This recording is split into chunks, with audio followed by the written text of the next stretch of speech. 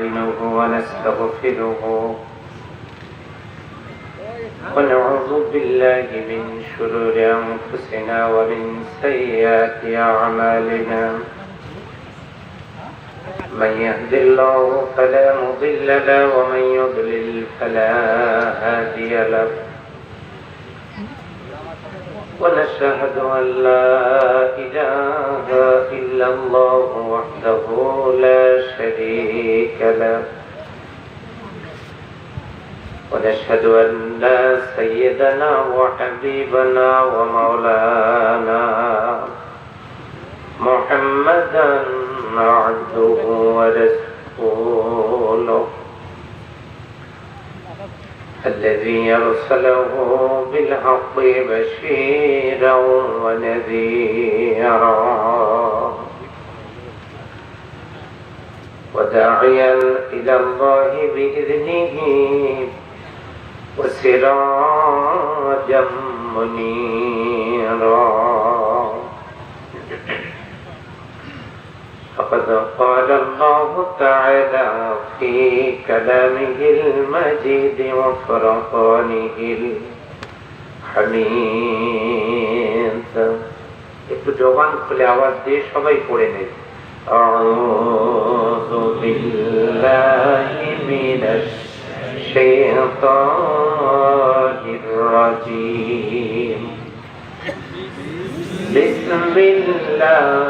বিসমিল্লাহির রাহমানির রাহিম ইয়া আইয়ুহাল্লাযীনা আমানু আতিউল্লাহা ওয়া আতিউর রাসূল ولا تبطلوا أعمالكم وقال رسول الله صلى الله عليه وسلم إن الله لا ينظر إلى صوركم وأموالكم ولكن ينظر إلى قلوبكم وأعمالكم رواه مسلم إن الله وملائكته يصلون على النبي يا أيها الذين آمنوا صلوا عليه وسلموا تسليما اللهم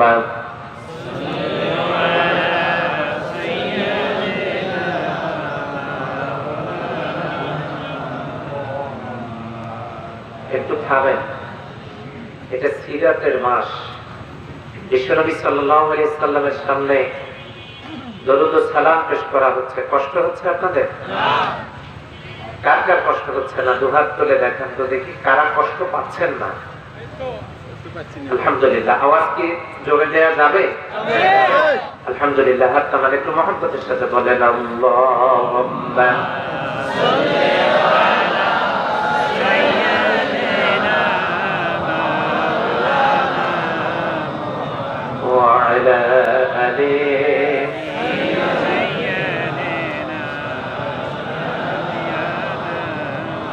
একটু মুহাব্বতের সাথে কালিমা পড়ে লা ইলাহা ইল্লাল্লাহ লা ইলাহা ইল্লাল্লাহ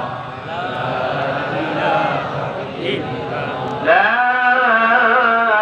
ইলাহা ইল্লাল্লাহ মুহাম্মাদুর রাসূলুল্লাহ সাল্লাল্লাহু আউযু বিল্লাহি মিনাশ শাইতানির রাজীম বিসমিল্লাহির রাহমানির রাহিম বিতাড়িত মরতাদ শয়তান থেকে আল্লাহর দরবারে আত্মরক্ষা করছি। দয়াময় আল্লাহর নামে শুরু করছি। সূরা মুহাম্মদ, মনে থাকবে কোন সূরা? সূরা মুহাম্মদ। এটা হচ্ছে সিরাত মাহফিল, যে মাসে বিশ্বনবী জনাবে মুহাম্মদুর রাসূলুল্লাহ সাল্লাল্লাহু আলাইহি ওয়াসাল্লাম এই পৃথিবীতে এসেছেন এবং এই মাসেই তিনি দুনিয়া থেকে বিদায় নিয়ে তার ওফাত হয়েছে। এই জন্য সিরাত ও ওফাতের মাস হচ্ছে এই মাস রবিউল আউয়াল মাস। সবাই বলেন সুবহানাল্লাহ। সূরা মুহাম্মদ নবী করিম সাল্লাল্লাহু আলাইহি ওয়াসাল্লামের মাদানী জিন্দেগিতে অবতীর্ণ। মোট আয়াত 38টা, রুকু 4টা। সেখান থেকে আমি আপনাদের সামনে একটি মাত্র আয়াত তেলাওয়াত করেছি, আয়াতের নাম্বার 33। আওয়াজ দিয়ে বলেন কোন সূরা? মুহাম্মদ। কত নাম্বার আয়াত? 33। এই একটি মাত্র আয়াত আমি আপনাদের সামনে তেলাওয়াত করেছি। আমি আমার বক্তব্য এর মধ্যে সীমাবদ্ধ রাখার চেষ্টা করব ইনশাআল্লাহ। আল্লাহ তাআলা বলেন, ইয়া আইয়ুহাল্লাযীনা আমানু, হে ঈমানদারেরা। আল্লাহ কাদেরকে ডাক দিয়েছেন? ঈমানদাররা। আমাদের ঈমান আছে তো ইনশাআল্লাহ? ইনশাআল্লাহ। ঈমান না থাকলে তো এই গরমের মধ্যে আমরা আসতাম না। ঈমান আছে, আলহামদুলিল্লাহ বলেন। আলহামদুলিল্লাহ। একটু কারো দুর্বলও থাকতে পারে, সবলও থাকতে পারে, ঈমান আছে, যে কারণে আমরা এখানে এসেছি। আল্লাহ ডাক দিয়ে বলছেন, ইয়া আইয়ুহাল্লাযীনা আমানু, হে ঈমানদারেরা, আতিউল্লাহ, তোমরা আনুগত্য করো আল্লাহ। এক নম্বরে কার? আল্লাহ। ওয়া আতিউর রাসূল, দুই নম্বরে কার? রাসূল। ওয়ালা তুবতিলু আমালিকুম, তোমরা তোমাদের আমলগুলো বরবাদ করো না। এই আয়াতের মধ্যে তিনটে কথা। আমি কোনো কিসসা কাহিনী বলি না, আমি আল্লাহর কোরআন থেকে, রাসূলের হাদিস থেকে কথা বলবার জন্য চেষ্টা করি। আল্লাহ আজকেও যেন বলার তৌফিক দেন। সবাই বলেন আমিন। বিশ্বনবী সাল্লাল্লাহু আলাইহি ওয়াসাল্লামের অসংখ্য হাদিস থেকে একটি হাদিস মুসলিম শরীফ থেকে আমি আপনাদের সামনে পাঠ করেছি। আন আবী হুরায়রা রাদিয়াল্লাহু তাআলা আনহু قال قال رسول الله صلى الله عليه وسلم إن لله أهلين من الناس قال النبي صلى الله عليه وسلم إن الله لا ينظر إلى صوركم وأموالكم ولكن ينظر إلى قلوبكم وأعمالكم। আল্লাহ রাসূল সাল্লাল্লাহু আলাইহি ওয়াসাল্লাম বলেছেন, আল্লাহ তাআলা লা ইয়ানজুরু, তিনি দেখেন না। কি দেখেন না? ইলা সুওয়ারিকুম ওয়া আমওয়ালিকুম, তোমাদের চেহারা সুরতও দেখেন না, ধন সম্পদও দেখেন না। কে দেখেন না? আল্লাহ। আল্লাহ। আল্লাহ তাআলা তোমাদের চেহারা সুরতও দেখেন না, তোমাদের ধন সম্পত্তিও দেখেন না, আমলও দেখেন না, সম্পদও দেখেন না। ওয়ালাকিন ইয়ানজুরু ইলা কুলুবিকুম ওয়া আমওয়ালিকুম, তিনি দেখেন তোমাদের দুইটা জিনিস। এক নম্বরে তোমাদের হৃদয়, তোমাদের অন্তর, আর দুই নাম্বার তিনি দেখেন তোমাদের কাজ কি। এই যে জিনিস তিনি দেখেন। তো আমি আপনাদের সামনে একটি আয়াত এবং একটি হাদিস, এই দুইটা থেকে আয়াতের যেটা অর্থ সেটা হচ্ছে, তোমরা আল্লাহর আনুগত্য করো, রাসূলের আনুগত্য করো, আর আমলগুলো নষ্ট করো না। আল্লাহ তোমাদের চেহারা সুরত আর সম্পদ দেখেন না, দেখেন তোমাদের হৃদয় আর তোমাদের আমল বা কাজ। এই হাদিস এবং কোরআন থেকে আমরা আজকের যে আলোচনার বিষয়টা নির্ধারণ করতে পারি সবাই মিলে পরামর্শ করে। আমার আজকের আলোচনার বিষয় হলো আমল নষ্টের কারণ। আমরা তো আমল কম বেশি সবাই করি, আমলগুলো আমাদের ঠিক আছে না নাই, নাকি নষ্ট হয়ে গেল, এটা আমাদের জানার বা বোঝার দরকার আছে না নাই? শেষ পর্যন্ত থাকবো ইনশাআল্লাহ। হাত তোলেন কারা কারা থাকবেন না। আচ্ছা, যদি আপনারা শেষ পর্যন্ত থাকেন তাহলে দু হাত তুলে একটা তাকবীর দিয়ে রাখেন। আশপাশে দেখেন হাত তোলে নাই কারা, মতলব ভালো না, সোজা করে নাই যারা, দুই হাত। লিল্লাহি তাকবীর, আল্লাহু আকবার, আলহামদুলিল্লাহ। হাত টানান। আমাদের আজকের আলোচনার বিষয় কি? আমল নষ্ট হওয়ার কারণ। রাখলে তো অসুবিধা। আমল নষ্টের কারণ কি করলে আমলগুলো বরবাদ হয়ে যায়, সেই সাবজেক্টের উপরে কথা বলতে চাই। কষ্ট হবে আপনাদের? মা বোনেরা মনে করেছেন যে হুজুর আমাদের ব্যাপারে কোনো কথা আছে না নাই? ইনশাআল্লাহ আপনাদের জন্য আজকে প্রাণ ভরে আলোচনা করব 1 ঘন্টার মধ্যে ইনশাআল্লাহ। গরমের দিন বেশি সময় আপনাদেরকে কষ্ট দিব না। কেমন হয় কেন? কারেন্ট তো যায় না, মাঝে মাঝে আসে। এখানে এসে যেটা দেখলাম মাঝে মাঝে আসে। আল্লাহ তাআলা এই আশা মাহফিল পর্যন্ত থাকার তৌফিক দান করুন। আমিন। পল্লী বিদ্যুতে সম্পর্ক থাকলে একটু ফোন দিয়ে বলেন আমাদের নেতৃবৃন্দ আছেন এখানে, যাতে মাহফিলটা শেষ পর্যন্ত বিদ্যুৎটা থাকে। সম্মানিত ভাইরা, আজকে যদি কিছু সময় একটু বেশি বলি আপনাদের কষ্ট হবে না?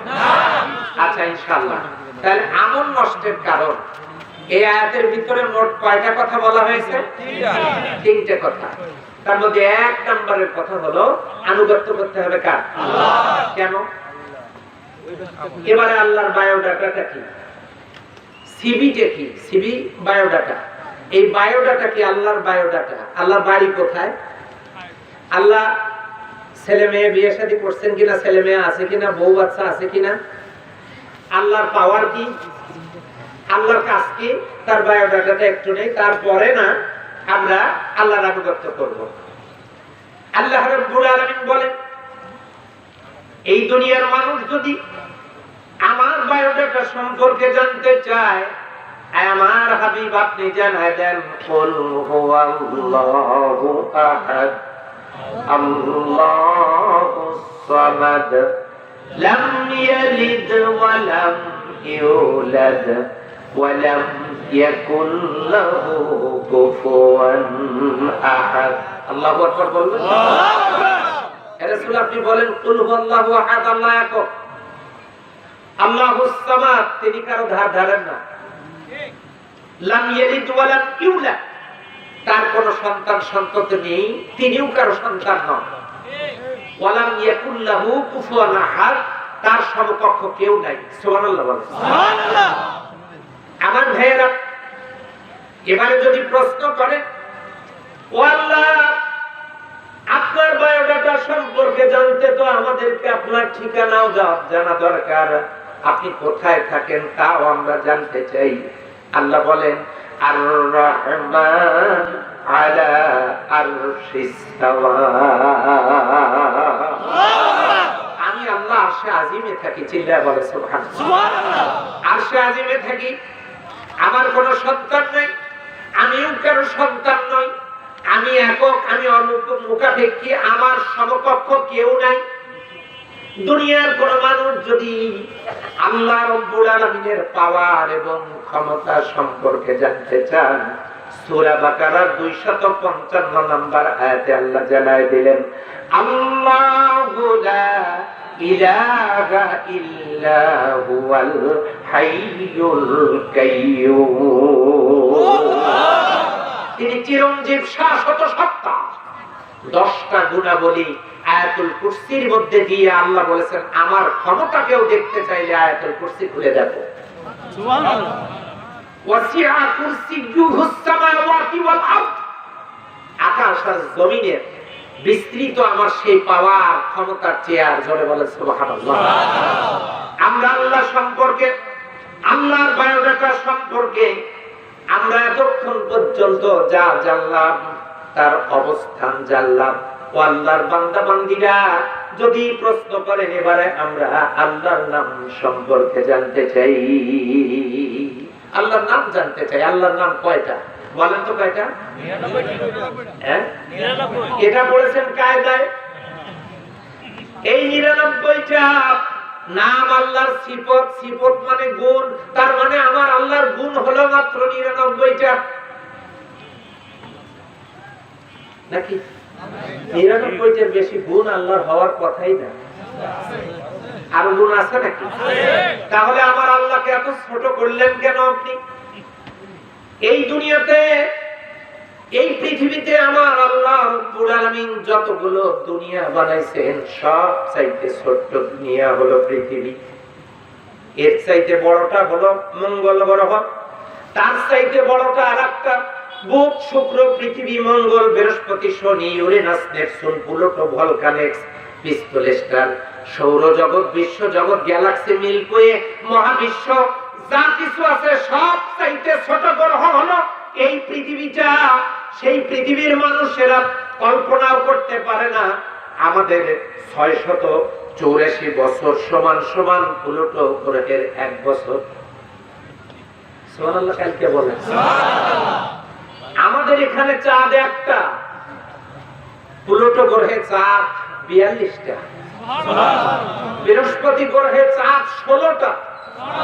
তাহলে একটা গ্রহ সামাল দিতে যদি 16টা চাঁদের দরকার হয়, প্লুটো গ্রহ সামাল দিতে যদি 42টা চাঁদের দরকার হয়, তাহলে আমাদের চাইতে নিঃসন্দেহে অনেক অনেক ছোট মনে হয়। তাহলে আমার আল্লাহর গুণ 99টা, আরো বেশি। ওই কায়দা যিনি লিখেছেন তার মাথায় ঢুকেছে 99টা। ইয়া আল্লাহু ইয়া রহমানু ইয়া রাহিমু ইয়া হাইয়্যু ইয়া কাইয়্যুম, এইভাবে 99টা উনি লিখেছেন। তাফসীরে কবিরে লেখা আল্লাহর নাম 5000। আরো আসতে বলেন সুবহানাল্লাহ। কোথায় কোথায়? কোরআনে 1000, তাওরাতে 1000, জাবুরে 1000, ইনজিলে 1000, আরশে আজিমে 1000, 5000। আমি 5000ও মানতে রাজি না, 99ও মানতে রাজি না। ওয়াইন তাউদ্দু নি'মাতাল্লাহি লা তুহসুহা, তোমরা গুণেও শেষ করতে পারবে না আমার আল্লাহ যেমন তার গুণ তেমন। জোরে বলেন সুবহানাল্লাহ। আমার ভাইরা, আল্লাহ রাব্বুল আলামিন তার পরিচয় দিতে গিয়ে কত চমৎকার ভাবে তিনি জানায় দিলেন, ও আমার বান্দারা, তাবারাকাল্লাযী বিয়াদিহিল মুলক, এই বরকতপূর্ণ সত্তা যার কুদরতি হাতের মুঠোয় तमाम পৃথিবীর মালিকানা। সিল্লাহ বলেন সুবহানাল্লাহ। ও আল্লাহর বান্দাবান্দিরা,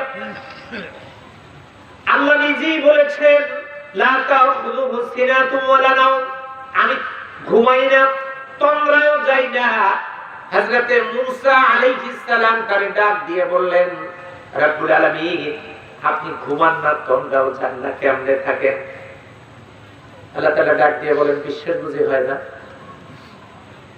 হ্যাঁ, বিশ্বাস তো হয়, কিন্তু তারপরে আমি একটু দেখতাম কেমনে না ঘুমায় থাকেন। আল্লাহ তাআলা জিবরিল আমিনকে পাঠিয়ে দিয়ে বললেন, নবী মূসা, আল্লাহ ঘুমান না, তন্দ্রা যান না, কেমনে থাকেন এটা জানতে চাইছেন? হ্যাঁ, যে হ্যাঁ জানতে চাইছি। তাহলে আল্লাহ আমারে পাঠিয়ে দিয়েছেন এই 2 হাতে 2টা পানির গ্লাস নিয়ে দাঁড়ায় থাকবেন ততক্ষণ পর্যন্ত, পরবর্তী নির্দেশ না দেওয়া পর্যন্ত। যেমন প্রশ্ন তেমন জবাব। 2টা গ্লাস নিয়ে দাঁড়ায় আছে, তন্দ্রা ধরেছে হযরত মূসা আলাইহিস সালামকে। ঘুমের ঝাঁকুনি, আস্তে আস্তে হাতগুলো একত্রিত হয়ে একখানে লেগে গ্লাস আর পানি পড়ে নষ্ট। চোখ মেলে তিনি সিজদায় পড়ে গেলেন রব্বুল আলামিন। আবার ভুল হয়ে গেছে, ঘুম ধরেছে, তাই গ্লাস পানি সব শেষ। জিবরিল আমিন ডাক দিয়ে বলেন, ওগো নবী মূসা, এই কি কাজটা আপনি করলেন? আপনার তো দাঁড়িয়ে থাকার কথা ছিল। মূসা আলাইহিস সালাম বলেন, আমি ঘুমায়া পড়েছিলাম, ঘুম ধরেছিল, তাই ঘুমের কারণে আমার এই সমস্যা সৃষ্টি হয়েছে। হযরত জিবরিল আমিন জানায় দিলেন, ওগো নবী মূসা, যদি তাই হয় তাহলে আমার আল্লাহ রাব্বুল আলামিন যদি ঘুমায় যান, গভীর রাতে মানুষগুলো যখন ঘুমিয়ে থাকবে, কোন মহিলা প্রসব বেদনায় কান্নাকাটি করবে দুনিয়ার কোন মানুষ শুনবে না। আরশে আজিম থেকে আমি তার ডাকে সাড়া দেওয়ার জন্য কখনো ঘুমাই না, তন্দ্রা যাই না। আমি আল্লাহ জেগে থাকি, আমি ঘুমাই না, ঘুম আমাকে স্পর্শ করে না। কাজী সেই মনি, সেই আল্লাহ রাব্বুল আলামিন পিপিলিকার কথা শোনার জন্য সব সময় তিনি ঘুম ছাড়া, তন্দ্রা ছাড়া সব সময়ের জন্য তার বান্দা সৃষ্টিকুলের ফরিয়াদের জন্য তিনি সব সময় প্রস্তুত। সেই আল্লাহ রব্বুল আলামিন আমাদেরকে কত সুন্দর করে বানালেন, সেই রব্বুল আলামিনের দাসত্ব আমাদের করার দরকার। আওয়াজ দিয়ে বলতে হবে, আছে না নাই? প্রশ্ন আসতে পারে, দাসত্ব তো আমরা করি, প্রশ্ন আসতে পারে, দাসত্ব তো করি, আরো কিভাবে আমাদের দাসত্ব করতে হবে বলেন? আল্লাহ রাব্বুল আলামিন বলেন, ফালিয়াবুদু রাব্ব হাযাল বাইত আল্লাযী আত'আমাহুম মিন জু'ইন ওয়া আমানাহুম মিন খাউফ ফালিয়াবুদু রাব্ব হাযাল বাইত। তারা যেন ওই কাবার মালিকের গোলামি করে। যদি কাবার মালিকের গোলামি করে, আল্লাযী আত'আমাহুম মিন জু, তাদের যখন ক্ষুধা লাগবে আমি আল্লাহ রাব্বুল আলামিন নিজেই তাদের খাবারের ব্যবস্থা করব। বিশ্বাস হয়? কেমনে? দেখেছেন কোনদিন খাবার? দেখেননি। ওই ধান গালেন, ওখান থেকে যা হয় তাই। বনি ইসরাইলের জামানার লোকেরা হাত তুলে বলল, আল্লাহুম্মা রাব্বানা আনজিল আলাইনা মাইদাতাম মিনাস সামা, হে আল্লাহ আসমান থেকে আমাদের জন্য খাবার পাঠাও। দোয়া কবুল হয়ে গেল। আসমান থেকে প্যাকেট করা খাবার, মান্না সালোয়া খাবার, বিরিয়ানির প্যাকেট বনি ইসরাইলের জামানার লোকজনের কাছে হাজির হয়ে গেল।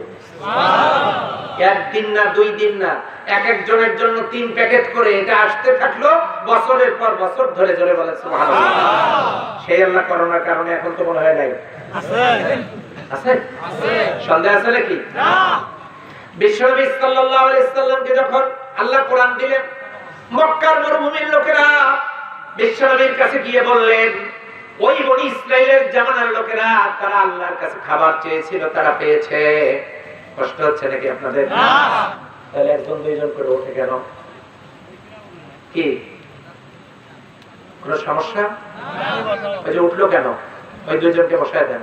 বসাও।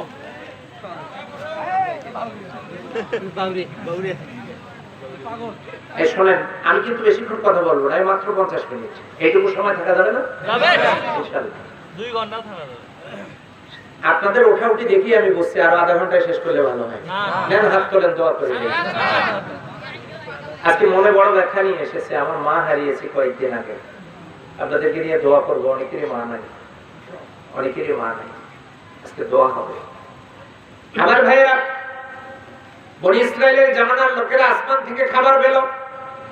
মক্কার মরুভূমির লোকেরা বিশ্বনবীর কাছে গিয়ে বললেন, আমরা যদি ঈমান আনি আর কাবার মালিকের গোলামি করি, আমরা আল্লাহর পক্ষ থেকে কি পাবো?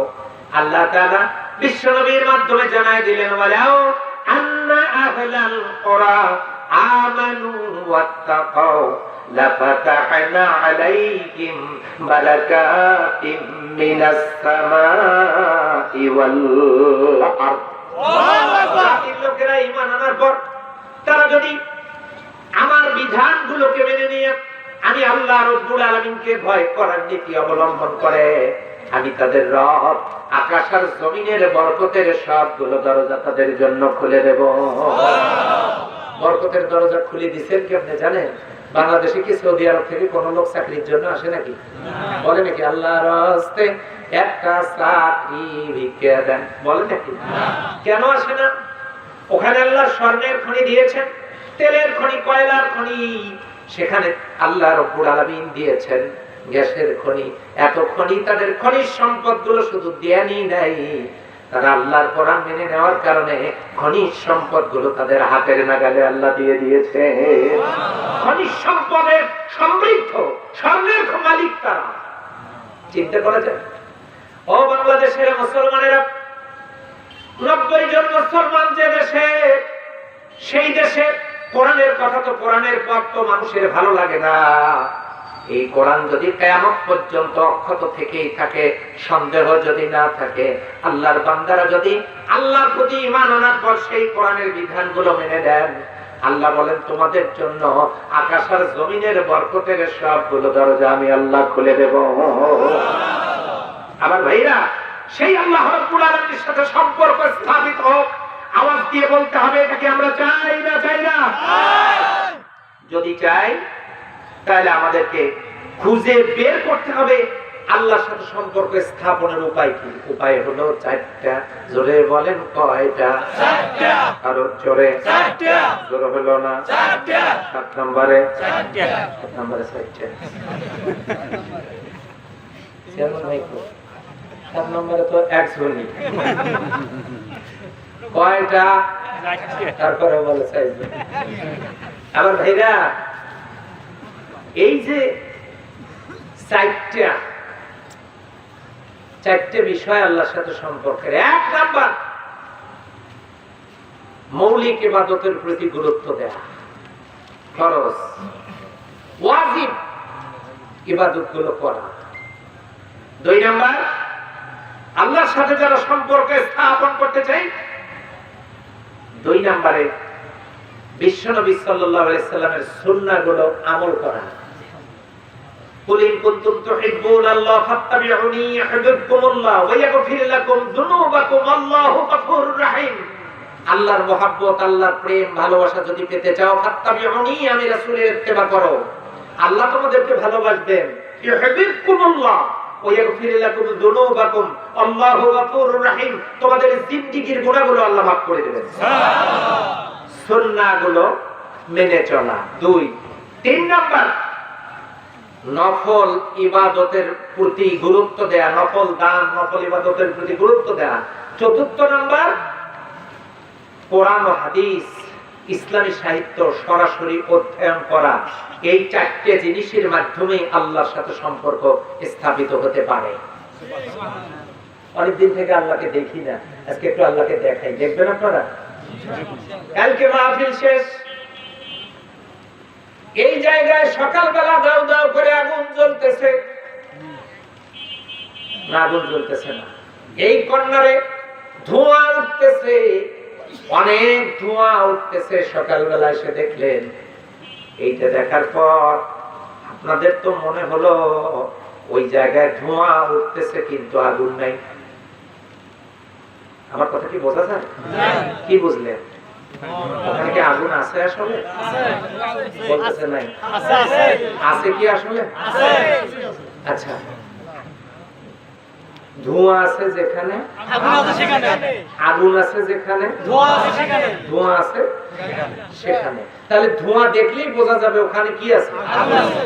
কালকে রাস্তা দিয়ে যাওয়ার সময় দেখলেন ওই জায়গায় গোবর পড়ে আছে, ওটা হেলিকপ্টারে করে ফেলায় গেছে নাকি? এলাকায় গরু নাই মনে হয়।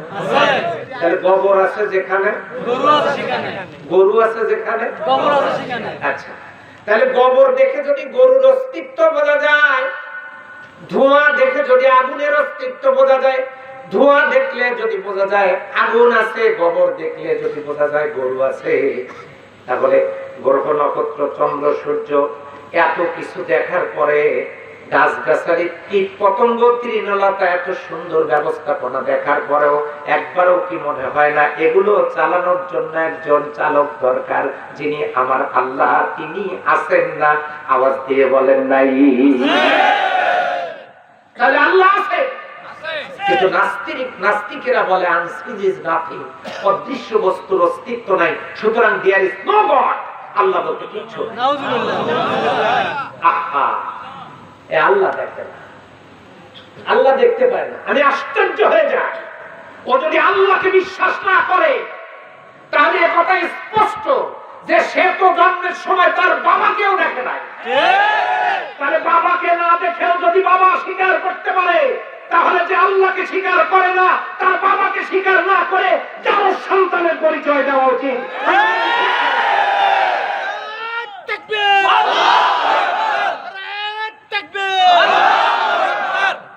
আমার ভাইরা অনেক কিছুই না দেখে বিশ্বাস করে। কি তা? সুগন্ধ দেখা যায় না, দুর্গন্ধ দেখা যায় না, সূর্যের তাপ দেখা যায় না, শীত দেখা যায় না, গ্রীষ্ম দেখা যায় না। আজকে বৃহস্পতিবার, আজকে বৃহস্পতিবার আপনারা দেখেছেন নাকি? না। এরপরে ফুলের সৌরভ দেখা যায় না, দুর্গন্ধ দেখা যায় না, এরপরে দেখা যায় না ভূমিকম্প দেখা যায় না। এত কিছু না দেখে, বাতাস না দেখে, তাপ না দেখে, জ্বর না দেখে, হায়াত না দেখে, মৃত্যু না দেখে যদি বিশ্বাস করতে পারি, নিজের বাবাকে নিজের চোখে না দেখে মায়ের কথা মতো যদি বিশ্বাস করতে পারি, এত দলিল থাকার পরেও আমার আল্লাহ যে আছেন এটা বিশ্বাস করার দরকার। আওয়াজ দিয়ে বলেন আছে না? তারপরেও যারা বিশ্বাস করবে না, এগুলো কি? হ্যাঁ, নাস্তিক। আমরা কি আস্তিক না নাস্তিক? আচ্ছা, এবারে দেখে আমরা কেমন আস্তিক। আমার ভাইয়েরা, যারা আস্তিক, আল্লাহ রাব্বুল আলামিনের দেওয়া 2টা পা দিয়ে তারা হাঁটবে, এরপরে 2টা হাত দিয়ে আয় রোজগার করবে, এরপরে আল্লাহ দিলেন মুখ, একটা হাত দিয়ে তারা খাবে। নাকি আপনাদের এলাকায় 7 নাম্বার লোকেরা একসাথে 2 হাত দিয়ে মারিয়ে দেন নাকি? এটা কি 28 নম্বর হলার নাকি যে একবার দিবেন? সম্মানিত ভাইরা, এই জন্য লক্ষ্য করুন, 2 হাত দিয়ে ইনকাম করার পরে একটা হাত দিয়ে খাবেন। সব সময় একটা হাতের খাবার রিজার্ভ থাকবে, তার মানে আপনার অভাব হবে না। পা দিয়ে হাঁটলেন, হাত দিয়ে ইনকাম করলেন, মুখ দিয়ে খাইলেন, এরপরে আসলো নাক। এই নাক দিয়ে অক্সিজেন নেবেন। দৈনিক 16 কেজি অক্সিজেন আপনি নিচ্ছেন। 1 কেজি অক্সিজেনের দাম 250 টাকা হলে 16 কেজি অক্সিজেনের দাম 4000 টাকা। আমার মতো ব্যক্তিকে নুরুল আমিনকে আজকের দিনটা বাঁচায় রাখতে আমার আল্লাহর 4000 টাকার অক্সিজেন বিনামূল্যে শুধু আমাকে দিতে হয়েছে। বিশ্বের 800 কোটি মানুষের জন্য, প্রত্যেকের জন্য যদি 4000 টাকার অক্সিজেন লাগে, 800 কোটি মানুষের জন্য, প্রাণীগুলোর জন্য কত হাজার মিলিয়ন বিলিয়ন ট্রিলিয়ন টাকার দরকার অক্সিজেন কেনার জন্য। এগুলো আমার আল্লাহ রব্বুল আলামিন বিনামূল্যে প্রতিদিন সরবরাহ করেন। জোরে বলেন সুবহানাল্লাহ। সেই অক্সিজেন আপনি নেবেন কি দিয়ে নেবেন? নাক দিয়া। একদম মসৃণ লোমকূপ গুলো, নরম পশম গুলো নাকের মধ্যে সেট করে দিয়ে আমার আল্লাহ অটোমেটিক একটা নেট তৈরি করে দিয়েছেন। অক্সিজেনের ভিতর থেকে যত ময়লা, যত জীবাণু, ওই লোমকূপ গুলোতে একটা আঠালো বস্তু দিয়েছেন। নিঃশ্বাস নেওয়ার সময় ওই ময়লাটা নাকের পশমের মধ্যে আটকে যায়, আর বিশুদ্ধ অক্সিজেনটা ফুসফুসের মধ্যে চলে যায়। আল্লাহর বান্দা বেঁচে থাকে, ময়লাগুলো আলাদা হয়ে যায়।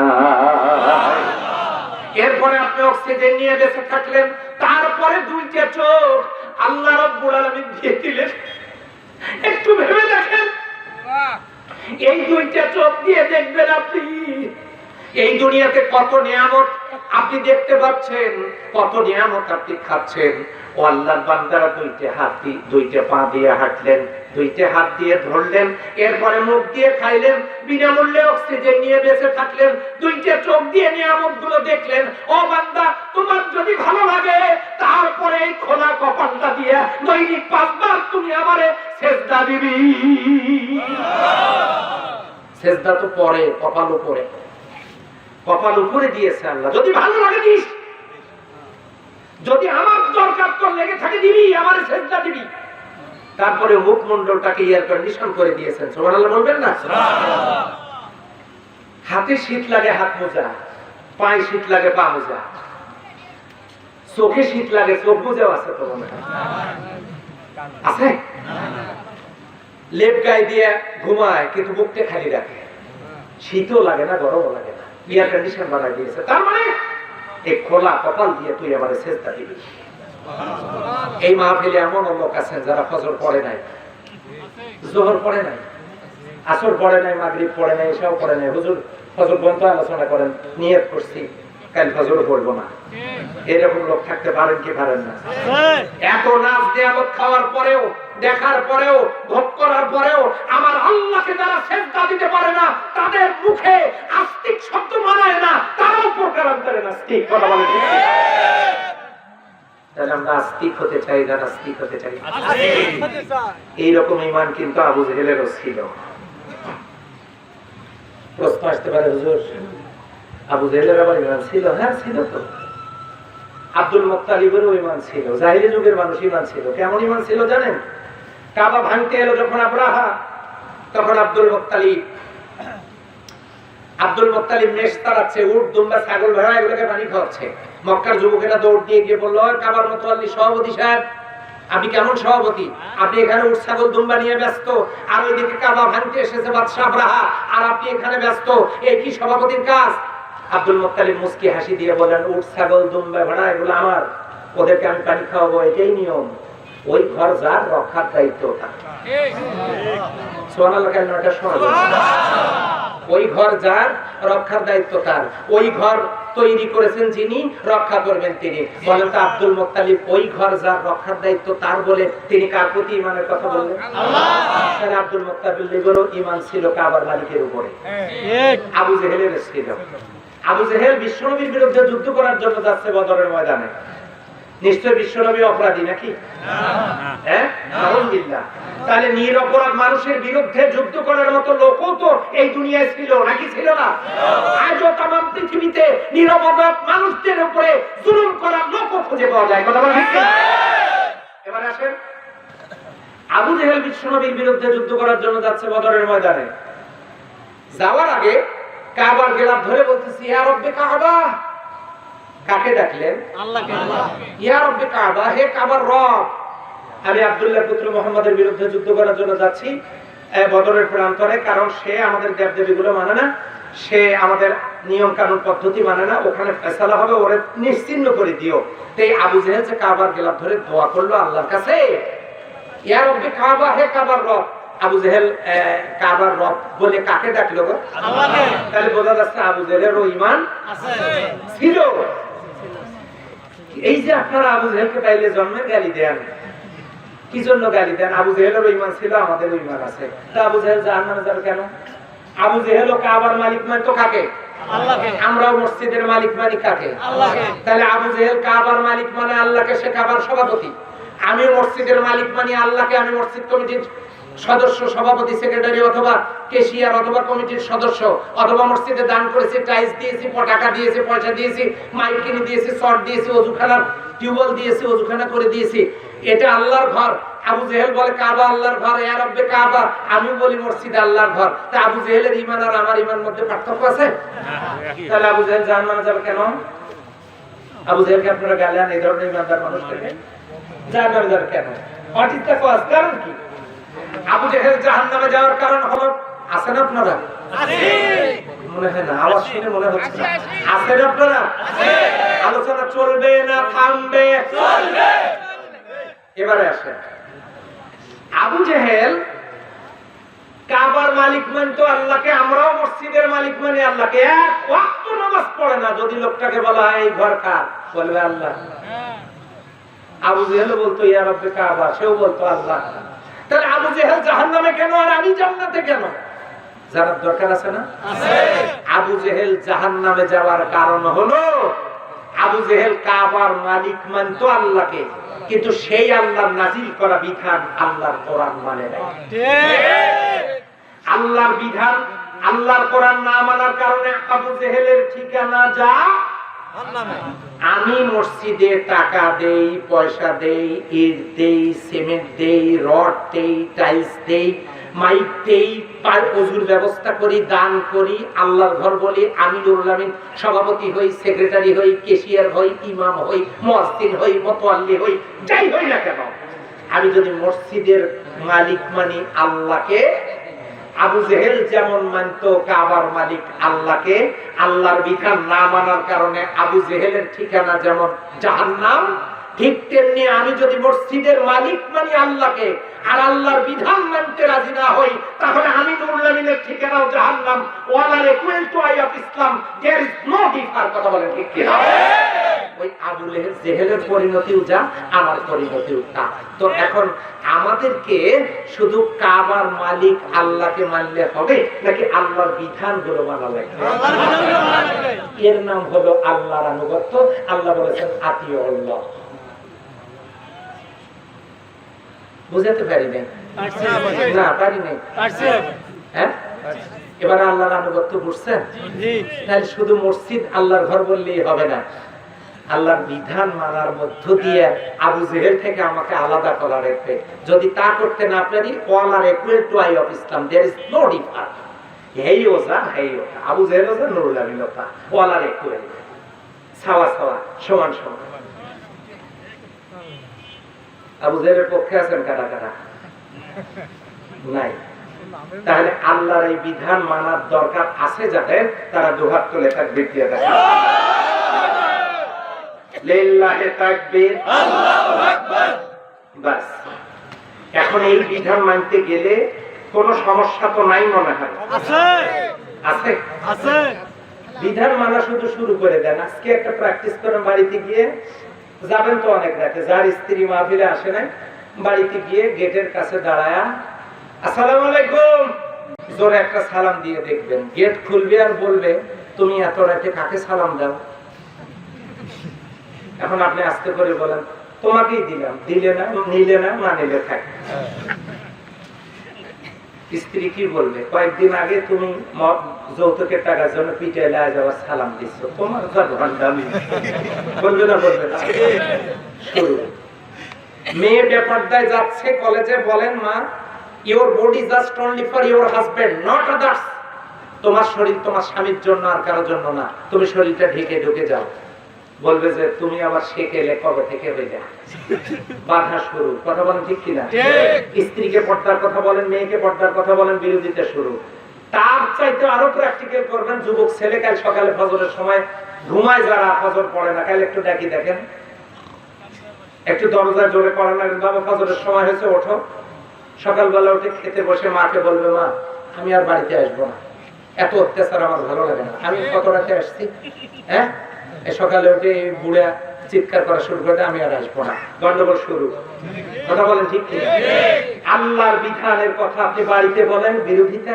সমাজে বলেন বিরোধিতা, রাষ্ট্রে বলেন বিরোধিতা, সংসদে বলেন বিরোধিতা, জাতিসংঘে বলেন বিরোধিতা, আমেরিকায় বলেন বিরোধিতা। গোটা দুনিয়ায় কোরআনের পথে কথা বললেই বিরোধিতা হবে। আওয়াজ দিয়ে বলেন কথা ঠিক না? তাই বলে কি কথা বলার দরকার নাই? সম্মানিত ভাইরা, তাহলে আমরা আবু জাহেলের পক্ষে থাকতে রাজি? রাজি? রাজি? তাহলে এর নাম হলো আতিউল্লাহ, আনুগত্য করবো কার? তাহলে আসুন শুরু করে দেই। ফজরে যখন আজান হবে আমরা মসজিদে হাজির হবো ইনশাআল্লাহ।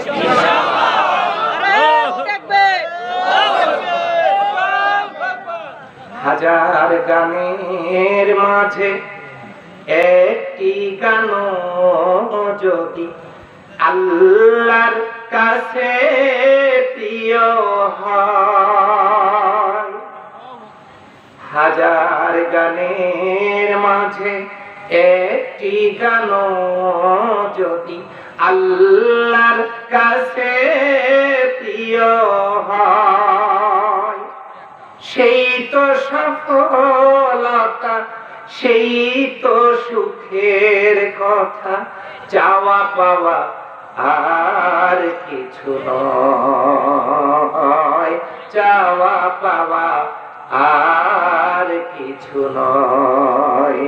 হাজার গানের মাঝে একটি গান যদি আল্লাহর কাছে প্রিয় হয়। আমার ভাইরা, আমি তো চুক্তি কন্ট্যাক্ট করে বক্তৃতা করতে আসিনি। আমার এই কথায় যদি একজন লোক নামাজি হয়, এই মাহফিলটা জান্নাতি মাহফিল, এই মাহফিলটা কবুলিয়াতের মাহফিল। এই জন্য আমরা আল্লাহর আনুগত্য করতে রাজি আছি ইনশাআল্লাহ। কয়দিন বেঁচে থাকবো? কয়দিন বেঁচে থাকবো? আমরা তো চলেই যাব এই দুনিয়া থেকে। সম্মানিত ভাইরা, কে কাকে কখন ছেড়ে চলে যাব? আমার মা চলে গেলেন, আমার মাকে নিয়ে কাবায়। আহা, আমি যখন তাকে নিয়ে হজে গেলাম, আম্মা মদিনা থেকে ফেরার সময় অসুস্থ হয়ে পড়লেন। আমি তাকে হুইল চেয়ারে করে কাবা তওয়াফ করছি, কাবা তওয়াফ করছি। ষষ্ঠ চক্করে দেখি আমার মা ওই হিজাবের সামনের কাপড়টা ভেজা। তার মানে হিজাবের ভিতরে উনি হাত তুলে দোয়া করতেছেন, দোয়া কালাম করতেছেন, হুইল চেয়ারে বসে আছেন। আমি কাবা তওয়াফ করছি, তওয়াফ শেষ। আমি জিজ্ঞাসা করলাম, এই প্রচন্ড গরমে তোমাকে নিয়ে তওয়াফ করি আমি, আর তুমি এ হাত তুলে কার কার জন্য দোয়া করছো এবার বলো। মা বলল, বাবা আমি তোমাকে নিয়ে আমার আল্লাহর কাছে অনেক দোয়া করেছি। আরো একটা কথা আমার আম্মা ওকে বললেন, ইসলামের জন্য, আল্লাহর দ্বীনের জন্য আমি এই কাবার আঙ্গিনায় তোমাকে আল্লাহর পথে দান করে দিয়েছি। আমার আরাফাতের সাথে আমার মা, তিনি আমাকে ছেড়ে চলে গেলেন। চলে তো সবাই যাব। সম্মানিত ভাইরা, এই যে মুখ, এই যে জিহ্বা, জিহ্বার মধ্যে যে লালাটা, ওইটাকে কালি বানান, জিহ্বাটাকে কলম বানান, আর পৃথিবীটাকে কাগজ বানান। এই জিহ্বা দিয়ে, এই মুখ দিয়ে এই পৃথিবীতে এমন কিছু লিখে যান, পৃথিবী যাতে আপনার জন্য কিয়ামতের দিন নাজাতের ফয়সালা হয়ে যায়। আজকে যারা কোরআনের কথা শুনছেন, রাত্রি যদি মারা যান, কালকে যখন লাশ কবরে দেয়া হবে, আপনারা জানেন আপনাদের এলাকায় কি কেউ ফেরেশতা আসার জন্য কবরে কোনো পথে ছিদ্র রাখে নাকি? না। ফেরেশতা কোন দিক দিয়ে আসবে জানেন? ফেরেশতা আসবে মাথার দিক থেকে।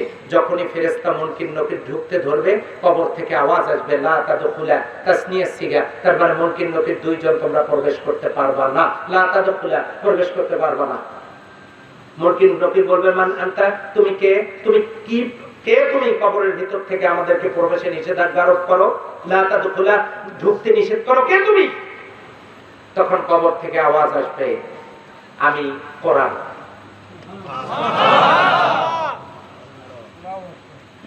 আমি কোরআন। তো কোরআন হয়েছে তো কি হয়েছে? যে আমি যার সাথে এই কবরে অবস্থান করছি, গতকালকে ছোট উজিরপুরের মাহফিলে এই আল্লাহর বান্দা সেখানে কোরআনের মাহফিলে গিয়েছিল। আল্লাহর আনুগত্য করবে, রাসূলের আনুগত্য করবে, আমল নষ্ট করবে না, সিদ্ধান্ত নিয়ে এসেছে। হায়াতে কুলায় নেই, রাত্রিবেলা সে দুনিয়া থেকে বিদায় নিয়ে চলে গেছে, কবরে এসেছে। লোকটা কোরআন অনুযায়ী জীবন পরিচালনা করবে। এই লোকটা কোরআনের পথের পথিক।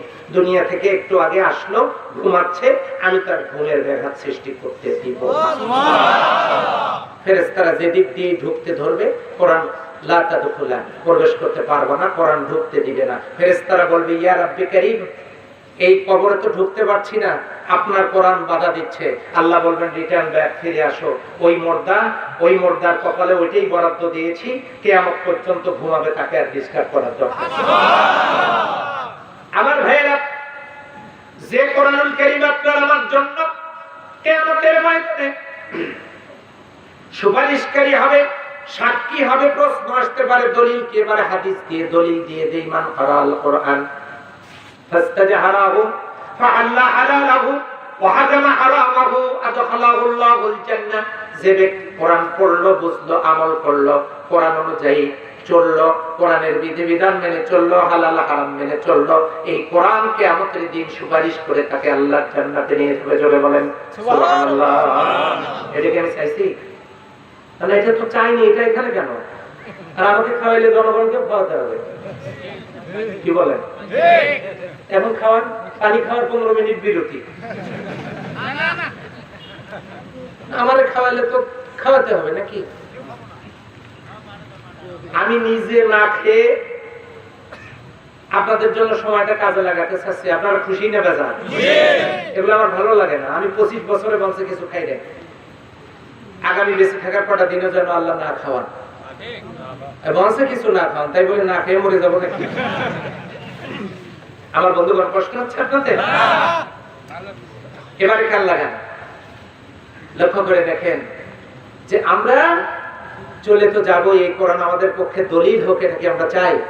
তাহলে আনুগত্য করবো কার? আল্লাহ। বাস, এই পয়েন্টটা এখানে রেখে দিতে চাই। 2 নাম্বার, ওয়াতিউর রাসূল, রাসূলের আনুগত্য করতে হবে। প্রয়োজন আছে না নাই? আছে। আমাদের সবার নামের আগের দিকে মুহাম্মদ আছে না নাই? আছে। একজন মুহাম্মাদের কথা আমরা শুনি না, শুনবো মদিনার মুহাম্মাদের কথা। কারণ তাকে আল্লাহ তাআলা নবী বানাইছেন। জন্মের পর থেকে 17 বছর পর্যন্ত শৈশব কৈশোর মানুষের বাড়িতে কড়া নেড়ে নেড়ে বলেছেন, এই পাপের কাজ করো না, অন্যায় অবিচার করো না, এগুলা খুন খারাপি করো না। একটা পাপও বন্ধ করে দিতে পারেন না। 17 বছর চলে গেছে। 17তম বছরে যুবকদেরকে ডাক দিলেন, ইয়া মাশারাশ শাবাব, হে যুবকেরা। যুবকেরা, আপনারা কি শুনতে পাচ্ছেন আমাকে? ইয়া মাশারাশ শাবাব, হে যুবকেরা। ইহুদি নাসারা সকল পরিবার, সকল গোত্রের লোকেরা ছুটে এলো। রাসূলুল্লাহ সাল্লাল্লাহু আলাইহি ওয়াসাল্লাম যুবকদের একটা সম্মেলনে বক্তব্য দিচ্ছেন। কি কোনো সমস্যা? না, মঞ্চে তো এগুলো চলবে না। কথা বললে তো মঞ্চে এসে ডাকাডাকি করলেও সমস্যা। কাল লাগা, আমি শেষ করবো নাকি? ইয়া মাশারাশ শাবাব, হে যুবকেরা। অন্যায় অবিচার, দুর্নীতি, খুন খারাপি, রাহাজানি এগুলো চলছে, এটা চলুক, তোমরা কি চাও? যুবকেরা বলল চাই না। তাহলে আমি একটা সংগঠন করতে চাই, সেই সংগঠনের নাম হিলফুল ফুজুল। তোমাদের কি সাড়া মিলবে? সেই হিলফুল ফুজুল সংগঠনে সাড়া দেওয়ার জন্য ইহুদির এক ছেলে নাম আব্দে মানাফ, সে দাঁড়িয়ে বলল, এতক্ষণ আমরা যার বক্তব্য শুনলাম তিনি আকাশের নিচে জমিনের উপরে একজন ভালো মানুষ। তিনি আলামিন সাদিক, বাবা মানেই কিন্তু সৎ মানুষ। তিনি বলেছেন সমাজ ভালো করার জন্য একটা সংগঠন করবেন, নাম দেবেন হিলফুল ফুজুল। তো এই সংগঠনে শুধু আমরা যোগদানই করব না, আমি এই এলাকার অমুকের ছেলে, অনেক প্রভাবশালী ব্যক্তির ছেলে, আমি সেটার সাথে একত্রতা ঘোষণা করলাম, আমরা সবাই মিলে একসাথে হাতে হাত কাঁধে কাঁধ মিলিয়ে কাজ করব। 17 বছর বয়সে বিশ্বনবী হিলফুল ফুজুল গঠন করে 17 থেকে 40 বছর পর্যন্ত টানা 23 বছর মানুষের ঘরের দরজায় কড়া নেড়ে নেড়ে নেড়ে নেড়ে সব পাপ বন্ধ করার জন্য চেষ্টা করলেন। বিশ্বাস করেন একটা পাপের দরজাও বন্ধ করতে পারেন নাই। জীবন থেকে চলে গেছে কয় বছর? 40 বছর। আগের 17 পরের 23, কত হলো? 40 চলে গেছে। আল্লাহর নবী চিন্তা করলেন মক্কার লোকেরা আমাকে শুধু আলামিনা সাদিক বলে সম্মান দেয়, আমার কথা কেউ শোনে না, থাকবই না। তিনি চলে গেলেন মক্কার দূরে 9 কিলোমিটার দূরে জাবালে নূর, জাবালে রহমত, এই গারে হেরায় গবেষণার জন্য। সেখানে তিনি গবেষণা করতে থাকলেন। আর মা খাদিজা, হযরত খাদিজা সকালে আর বিকেলে স্বামীর জন্য পাথর ধরে ধরে জমিন থেকে 1.5 কিলোমিটার উপরে জাবালে নূর সেখানে খাবার দিয়ে আসতে থাকলেন সকাল সন্ধ্যা। আল্লাহর নবী সেখানে গবেষণা করতে থাকলেন। লাইলাতুল কদরের রাত, বিশ্বনবী সাল্লাল্লাহু আলাইহি সাল্লাম গারে হীরার 3টে পাথরের 3টে টুকরার ছিদ্রপথ দিয়ে বাইতুল্লাহ দেখা যায়। ওই ছিদ্রপথ দিয়ে বাইতুল্লাহর দিকে তাকায়া বললেন, ইয়া রব্বে কাবা, হে কাবার রব, খুব চেষ্টা করলাম 40টা বছর এই সমাজের একটি পাপও বন্ধ করতে পারলাম না। এই সমাজটা ধ্বংসস্তূপে পরিণত হয়েছে, পাপের সাগর। কাজী ইয়া রব্বে কাবা একটা ফয়সালা পাঠান। তিনি আল্লাহর কাছে, কাবার মালিকের কাছে ধর্ণা দিলেন। পিছন দিক থেকে আওয়াজ, ইয়া আইয়ুহার রাসূল। তিনি আস্তে করে ডান পাশে কাঁধটা পিছনের দিকে ফিরে দেখেন ওই গারে হেরার উপরে যে বিশাল বড় পাথর, ওই পাথরের উপরে পা রেখে আসমান বরাবর মানব আকৃতির কে যেন দাঁড়িয়ে আছেন। বিশ্বনবী খানিকটা তটস্থ, তিনি সন্ত্রস্ত। জিবরিল আমিন তাকে পরিচয় দিয়ে বললেন, আমার পরিচয়, আমি জিবরিল, অতীতে সকল নবীর কাছে এসেছি। সমাজ সুন্দর করার যে মহা পরিকল্পনা আপনার এই পরিকল্পনা আল্লাহ কবুল করে নিয়ে, আপনার মহা পরিকল্পনাকে আল্লাহ কবুল করে নিয়েছেন। আপনি শৈশব কৈশোরের 17 বছর, যৌবনের 23 বছর, মোট 40টি বছর আপনি চেষ্টা করেছেন যুবকদেরকে, সর্বদলীয় ছেলেপেলেদেরকে নিয়ে আপনি হিলফুল ফুজুল গঠন করে আপনি সফল হন নাই। কিন্তু সমাজ পরিবর্তনের সুন্দর পরিকল্পনা আল্লাহ কবুল করে নিয়ে এই বিশ্ববাসীর জন্য নয়, সকল মাখলুকাতের জন্য রাহমাতাল লিল আলামিন বানায়া আপনাকে নবুয়ত এবং রিসালাত দিয়ে ধন্য করে আমার মাধ্যমে আপনাকে রাসূল বানাবার সিদ্ধান্ত আল্লাহ জানিয়ে দিয়েছেন। আপনি পড়েন, এরপর বিসমি রাব্বিকাল্লাযী খালাক। আল্লাহর নবী পড়তে পারছিলেন না, তিনি বলেন, মা কারি, আমি পড়তে পারি না, আমি কারি নই, আমি পড়তে পারি না। জিবরিল আমিন আদর করে অভয় দিয়ে বুকে টেনে নিলেন, বিশ্ব নবী পড়লেন। জোরে বলেন সুবহানাল্লাহ। কোরআন নাযিল হয়ে গেল, কোরআনের দাওয়াত তিনি দিতে থাকলেন। জুলুম নির্যাতনের স্টিম রোলার চলা শুরু হলো। আল্লাহর নবীকে নির্যাতন চালানো হলো, তাকে শিয়াবে আমিরের জেলখানায় 3টি বছর রাখা হলো। সাহাবাজমানদের উপরে জুলুম নির্যাতনের স্টিম রোলার চলল। হযরত সুমাইয়া রাদিয়াল্লাহু তাআলা আনহার লজ্জাস্থানে বর্ষা নিক্ষেপ করে তাকে শহীদ করে দেয়া হলো। হযরত আম্মার বিন ইয়াসারকে 2টা পা 2 উটের সাথে বেঁধে দিয়ে ছিঁড়ে শহীদ করা হলো। এমনি করে খাব্বাব, এরপরে হযরত বেলালের উপরে চলল নির্যাতনের স্টিম রোলার। এরপরে সাহাবাজমান থেমে গেলেন না। আল্লাহর নবীর নেতৃত্বে দাওয়াতি দ্বীনের কাজ চলতে থাকলো। আল্লাহ তাআলার রাসূল দেখলেন শুধুমাত্র দাওয়াত দিয়েই হবে না, আল্লাহর নবী দোয়া করলেন, ওয়াজআলনি মিল্লাদুনকা সুলতানান নাসীরা। আল্লাহ তুমি আমাকে রাষ্ট্র ক্ষমতা দাও।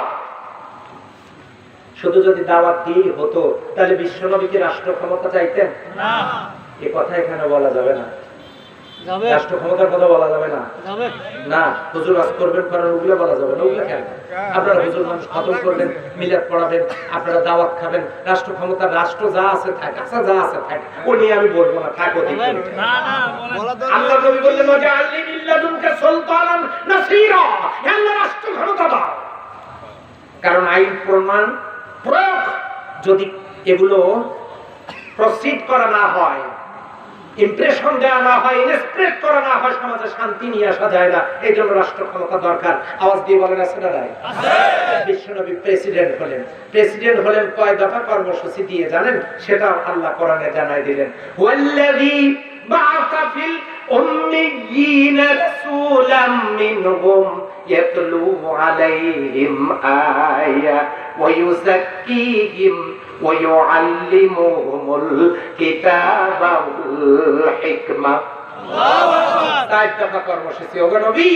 আপনি প্রথমত দাওয়াত দিবেন, 2 নম্বরে দাওয়াত দেওয়া মানুষগুলোকে সুসংগবদ্ধ করবেন, 3 নম্বরে তাদেরকে তালিম তারবিয়ত দিবেন, ইসলাহ করবেন, তাদের ব্যক্তি জীবন সমাজ জীবনে যত সমস্যা আছে এগুলো দূর করবেন, শিরিক আছে বিদআত আছে দূর করবেন। তাহলে দাওয়াত দিবেন, একত্রিত করবেন, সোনার মানুষ বানাবেন, বানায় সোনার মানুষগুলোকে নিয়ে আপনি একটা সুন্দর সোনার সমাজ করবেন। সুবহানাল্লাহকে দুপুরে সিরিয়ার গভর্নরকে বিশ্বনবী ডাক দিলেন, হযরত ওমর রাদিয়াল্লাহু তাআলা আনহু ডাক দিলেন, ডাক দিয়ে বললেন তোমার সিরিয়ার খবর কি? এই কথা বলে হযরত ওমর রাদিয়াল্লাহু তাআলা আনহু জাইতুনের তেল দিয়ে রুটি খাচ্ছেন। সিরিয়ার গভর্নর বললেন, আমিরুল মুমিনিন, আপনি সামান্য জাইতুনের তেল দিয়ে রুটি খাচ্ছেন, আর কেন একটু কি রুটির সাথে গোশত হলে ভালো হতো না? হযরত ওমর রাদিয়াল্লাহু তাআলা আনহু বললেন, সিরিয়ার গভর্নর তুমি তাই তো? যে হ্যাঁ। আমি শুনেছি তুমি নাকি নাস্তা খুব ভালোভাবেই করো, গোশত টোস্ত দিয়ে রুটি খাও, তা তুমি কি খাও নাকি? হ্যাঁ আমিরুল মুমিনিন, আমি মাঝে মধ্যেই রুটি গোশত এগুলো খাই, পছন্দ করি, মাঝে মাঝে আমি রুটি খাই গোশত দিয়া। আমিরুল মুমিনিন বললেন, তোমার সিরিয়ার কি সব মুসলমানেরা গোশত রুটি খেতে পারে? তখন তিনি বললেন, না, পারে না। তাহলে তুমি গোশত রুটি খাও, তোমার প্রজা সাধারণ গোশত রুটি খেতে পারে না, তোমার ওখানকার সেনাপতি ও তোমার ওখানকার গভর্নর গিরি আজকে থেকে ক্যান্সেল। আর আমি আমিরুল মুমিনিন জানি আমার সীমানা মদিনায় সবাই রুটি গোশত খেতে পারে না, আমার প্রজা সাধারণ যেদিন গোশত রুটি খেতে পারবে আমি আমিরুল মুমিনিনও সেই দিন গোশত রুটি খাবো। এরকম একজন সোনার মানুষ তৈরি করেছিলেন বিশ্বনবী মুহাম্মদুর রাসূলুল্লাহ সাল্লাল্লাহু আলাইহি ওয়াসাল্লাম। এমনিতেই ইসলাম আসে না, ইসলাম পোশাকে আসে না, এরকম পাগড়িতে আসে না, জুব্বাতে আসে না। ইসলাম এসেছে আদর্শে, সেই আদর্শ আজকে ভুলন্ঠিত। সেই আদর্শ আমরা যা বলি আমরা তা করি না, যা বলি আর যা শুনি তাও আমরা মানি না, আবার করিও না। এই জন্য বিশ্বনবীর আদর্শ আমাদের মানার দরকার আছে না? তাহলে এবারে বিশ্বনবীর বায়োডাটাটা জেনে নেই, বিশ্বনবীর পরিচয়টা জেনে নেই। বিশ্বনবীর বায়োডাটা 3টা।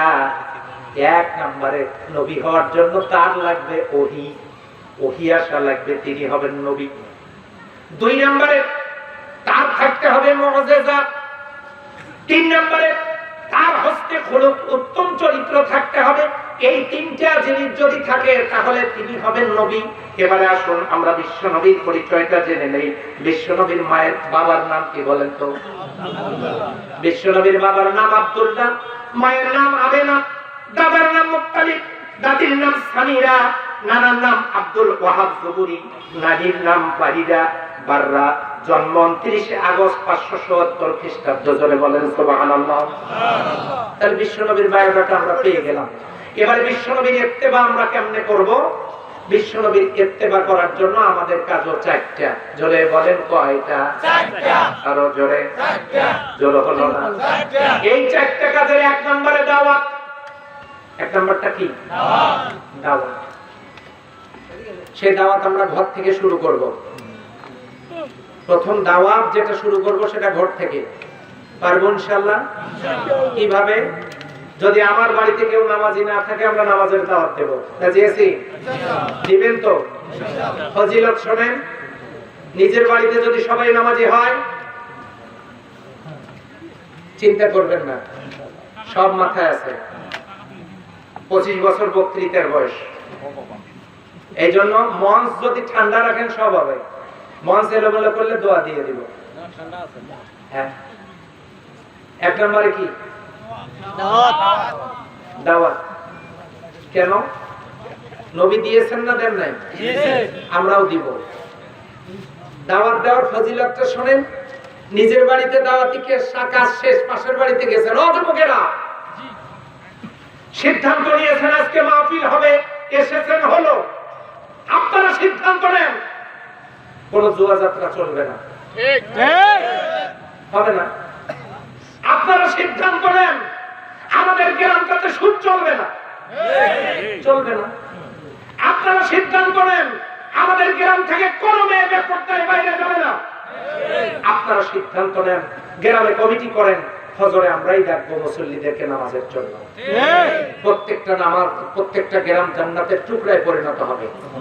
সওয়াব কি শুনুন, বাড়ি থেকে বের হয়ে কাউকে দাওয়াত দেওয়ার জন্য যেতে গিয়ে আপনার পায়ে কাদা মাটি অথবা ধুলা ময়লা একটু উড়ে পা দিয়ে চলতে লাগে না? সওয়াবটা শুনুন, হারামাল্লাহু আলাইহিন নার কাদামাইহি, আপনার ওই দুইটা পা জাহান্নামের আগুনের জন্য হারাম হয়ে যায়। সুবহানাল্লাহ। তাহলে আমার দাওয়াতি কাজ করার দরকার আছে না? আছে। হ্যাঁ, এরকম দাওয়াতি কাজ আমরা সবাই মিলে করব। নামাজের দাওয়াত দিব, পর্দার দাওয়াত দিব, ইসলামের দাওয়াত দিব, আল্লাহর দ্বীনের দাওয়াত দিব। পারবো তো ইনশাআল্লাহ? ইনশাআল্লাহ। পারবো না? ইনশাআল্লাহ। বিড়ি সিগারেট খাচ্ছে, বুঝান কোনো লাভ নাই, সিগারেটের ভিতরে বুঝান আমি যে খাই না তাতে কি আমার খুব লস হয়েছে? বিড়ি খাওয়ার লোক বলে একটু মন খারাপ করলাম, টান মারে কি উল্টে পাশে 3 নারী পর্যন্ত টান, আর এটা পায়খানাতে বসেও খায়। আশ্চর্য ব্যাপার, বিড়ির গায়ে লেখা স্বাদেও গন্ধেও অতুলনীয়, পায়খানার মধ্যে পড়ে আছে। আমি দেখি যে কিরে এই কথা লেখা কেন, চিন্তা করলাম যে জিনিস পায়খানাতে বসে খাইছে ওইটার স্বাদে আর নিচ থেকে যেটা উঠতেছে ওইটার গন্ধে, দুইটা একখানে মিলালেই তো হয় স্বাদে ও গন্ধে অতুলনীয়। এই খারাপ জিনিসটা খাওয়া বাদ দেওয়ার দরকার আছে না? আপনার সাথে যে কেমনে স্ত্রী সংসার করে আমার তো বুঝে আসে না। স্ত্রী আসলে বাধ্য হয়ে সংসার করে, বাচ্চা হয়েছে, আবার বিয়ে হওয়ার পরে যাবে কোথায়, কি যে কষ্ট বউগুলা, বউদের এই বিড়ি খাওয়া মানুষের সংসার করে।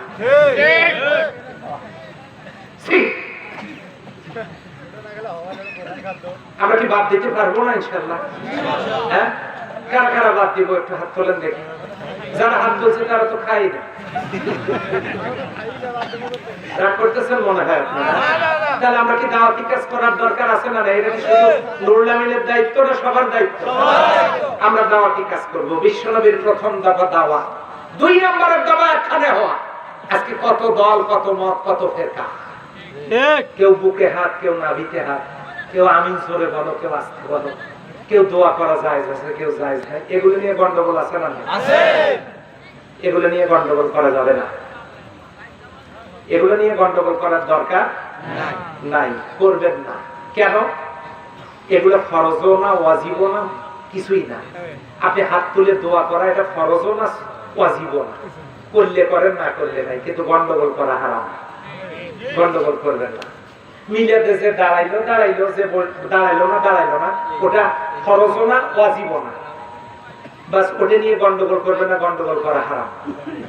এরপরে আপনি ফরজ নামাজের পরে হাত তুলে দোয়া করলেন না, যে করলো তাকে বাধা দিয়েন না, গন্ডগোল করিয়েন না। বুকে হাত বাঁধলো, বাঁধতে দেন। ইমাম মালিক রাহমাতুল্লাহ আলাইহির অনুসারীরা হাতই বাঁধে না, ওনারা হাত ছাড়ি দিয়ে নামাজ পড়ে। কাবারাঙ্গিনা দেখেননি আপনারা? হাত ছাড়ি দিয়ে নামাজ পড়ে, ওনারা হাতই বাঁধে না। আর যদি হাত বাঁধাই জরুরি হয়, যে লোকগুলোর হাতই নেই এ পর্যন্ত নাই, কি করবে তারা? কাজেই এগুলো নিয়ে গন্ডগোল করিয়েন না। পারবো তো ইনশাআল্লাহ? তাহলে আমরা সবাই এক হব, কার জন্য? রাজি আছেন? হ্যাঁ। সম্মানিত ভাইরা, আজকে ইসলাম কোরআনকে নিশ্চিহ্ন করার জন্য ষড়যন্ত্র চলছে গোটা দুনিয়ায়। আমাদের এক হওয়ার দরকার আছে না? আমরা ভেঙে টুকরো টুকরো টুকরো টুকরো হয়ে যাচ্ছে। এক পীর আর এক পীরকে সহ্য করতে পারে না, এক পীর আর এক পীরের তরিকা মানে না। পীরগঞ্জে কতগুলো পীর, কোন পীরের, আমার আব্বা একজন পীর সাহেব। আপনারা কি মনে করছেন আমি পীরের আওলা? পীরের সাহেব জাদা। আব্বা আমাকে খেলাফত দিলে আমি গদ্দি বসে পরবর্তী পীর। আচ্ছা, তাহলে এক পীর আর এক পীরের দরবারে যায় না, এক পীর আর এক পীরের তরিকায় জিকির করে না। এক পীর জিকির শিখালো ইল্লাল্লাহ, আরেকজন শিখালো ইল্লাল্লাহ ইল্লাল্লাহ, আরেকজন বললো আল্লাহু আল্লাহু কোন পীরের তরিকের জিকিরের সাথে কোন পীরের তরিকের জিকিরের মিল নাই, অথচ জিকিরটা করতেছে কার? আল্লাহ। তা আমরা কি এক হতে পারি না ভাই? আমরা আল্লাহর জন্য আজকে থেকে এক হব। কারা কারা একটু বলেন? আল্লাহ কবুল করুন, সবাই বলেন আমিন। আমাদের পরিচয় আমরা মুসলিম, কাতিয়ে সৃষ্টিয়ে নকশবন্দিয়া মুজাদ্দিদিয়া নয়, ফুরফুরা সারসিনা চরমলাই তাবলীগ জামাত আওয়ামী লীগ বিএনপি নয়। আমরা আমার আল্লাহর জন্য সবাই মুসলিম হিসেবে এক হতে রাজি আছি না? আমরা কবরে চলে যাব ভাই, আমরা এক হতে চাই। আমাদের মধ্যে এত দলাদলি ফালাফালি কেন? আমরা এক হব, আল্লাহর দ্বীনের জন্য কাজ করব। আশ্চর্য কথা, কোরআন নিয়ে এই যে কিছুদিন আগে বিশ্বনবীর চেহারা ব্যঙ্গ করেছিল যে লোকটা, মারাত্মক রোড অ্যাক্সিডেন্টে ছিন্ন ভিন্ন হয়ে গেছে, পত্রিকায় দেখেছেন আপনারা। কাজে ইসলাম কোরআন মুসলমানদেরকে নিয়ে যারা তুচ্ছ-তাচ্ছিল্য করেছে, এদেরকে ইতিহাস আস্থা করে নিক্ষেপ করেছে, ইতিহাসে নেস্তে নাবুদ হয়েছে। সময়ের ব্যবধান মাত্র। আল্লাহ সাথ দেন, ছেড়ে দেন না। ঘুড়ি উপরে ওঠে, উপরে উঠে মাঝে মাঝে আবার ড্যান্স বানায়। আপনাদের এলাকার ঘুড়িগুলো একটা ঘুরেন দেয় কিনা? ঘুরেন দেয়। আর মনে মনে ভাবে গোটা আকাশ আমার মামুর বাড়ি। ঠিক সন্ধ্যাবেলা যখন সুতে টানা শুরু হয়, তখন ঘুড়ি মনে করে তোমরা টানলি কে হলো, তোমাদের হাতে যাবো নাকি? ঘুড়ি এদিকে একবার চাই, ওইদিকে একবার চাই। তার মানে সে খুঁজতে থাকে পালানোর পথ কোনটা। তারপরে দেখে যে বিদ্যুতের তার, ওখানেই দুটো প্যাঁচ দেয়। আমাদের এদিকে ছোট উজির করে ছেলেরা তো আর কম দুষ্টে না, শুকনো বাঁশ নিয়ে এসে ঘুরিয়ে নামায়। কথা ঠিক কি? বাঁশ গাছের খোঁজে, ওখানে গিয়ে বাঁচা যায় কিনা, ওখানে আটকে ছেলেরা বাঁশে ছড়িয়ে নামায়। এরপর গাছ থেকে নামায়, ঘরের উপর থেকে নামায়, ঘুড়ি যেখানেই ঢুকাতে চায় টেনে হেসড়ে হাতের নাগালে নিয়ে আসে। কথা ঠিক কিনা? তাহলে ডোর যেমন হাতের মুঠোয়, ঘুড়ি মাস্তানি করলে কিচ্ছু আসে যায় না। ছেড়ে দিয়েছি, মাস্তানি একটু কর, সন্ধ্যার আগে টানবো। আসল হায়াতের ডোর আমার আল্লাহর হাতে। মাস্তানি কত করবেন করেন, যেদিন টাকুন পড়বে না আল্লাহ সেদিন কাউকে ছাড় দেবে না। কথা বলে ঠিক কিনা? এই জন্য বিশ্বনবীর দফার সাথে মিল রাখতে হবে। বিশ্বনবীর বায়োডাটা আমরা জেনেছি, তার 4 দফার প্রথম দফা দাওয়াত, 2 নম্বরে একত্রিত হওয়া। আল্লাহ বলেন ওয়াতাসিমু বিহাবলিল্লাহি জামিআন ওয়া লা তাফাররাকু, তোমরা পৃথক হয়ো না, সংঘবদ্ধ হয়ে আল্লাহর রাস্তাকে দৃঢ়ভাবে আঁকড়ে ধরো। এর নাম একখানে হওয়া। 3 নাম্বার, আসেন একটু সংশোধন হই, শিরিক আর বিদআত গুলো বাদ দেই। আমাদের সমাজের তাবিজের ব্যবসা তো রমরমা চলতেছে, চলতেছে না? তাবিজ, গলায় তাবিজ, কবরে তাবিজ, কি দিয়া? কোরআনের আয়াত নিয়ে লিখে দিয়েছে হুজুর। আচ্ছা, তাহলে কোরআন নিয়ে আপনি পায়খানায় যান, যেতে পারবেন? তাহলে কোরআনের আয়াত নিয়ে গেলেন কেন? কয়জন তাবিজ খুলে পায়খানায় যান? কয়জন তাবিজ খুলে স্বামী স্ত্রী মিলিত হন? স্বামী স্ত্রী মিলিত হলে গোসল ফরজ, পায়খানায় গেলে ওযু ফরজ, নাপাকি লাগলে গোসল ফরজ। তাহলে গোসল ফরজ অবস্থায় আপনার শরীরে কোরআনের আয়াত থাকে কি করে? ছোট বাচ্চার কবরে দিয়েছেন, বাচ্চা দোলনায়, পেশাব পায়খানার মধ্যে পড়ে আছে, কোরআনের আয়াত থাকা তাবিজে পায়খানার মধ্যে পড়ে আছে, পেশাবের মধ্যে পড়ে আছে। বাচ্চার গলায় তাবিজ, পেশাবের মধ্যে পড়ে আছে, বাচ্চা খেলতেছে, পেশাবের মধ্যে থপথপ করছে, তাবিজে উঠতেছে। তার মানে কি আপনি কোন দিক থেকে কোরআনের আয়াতকে তুচ্ছ-তাচ্ছিল্য করছেন? তাবিজের উপরে মানুষ এতটাই নির্ভরশীল, এমন তাবিজে আছে না 10 জনও আমার কাছে, আমি নায়ক সালমান শাহর মতো 25 জনকে একসাথে ক্যাপ করে দিতে পারবো, আমার কোনো ক্ষতি হবে না। ডাকাতে ধরতে পারবে না, চোরে ধরতে পারবে না, আমার কোনো ক্ষতি হবে না, কেউ আমার শত্রু হয়ে সামনে দাঁড়াতে পারবে না। তার মানে আল্লাহর প্রতি নির্ভরশীলতা নাই, নির্ভরশীলতা উঠেছে কার উপরে? তাবিজের উপরে। সম্মানিত ভাইরা, আমার এমন তাবিজ আছে না রাতের আধারেও আমাকে সাপে কাটতে পারবে না।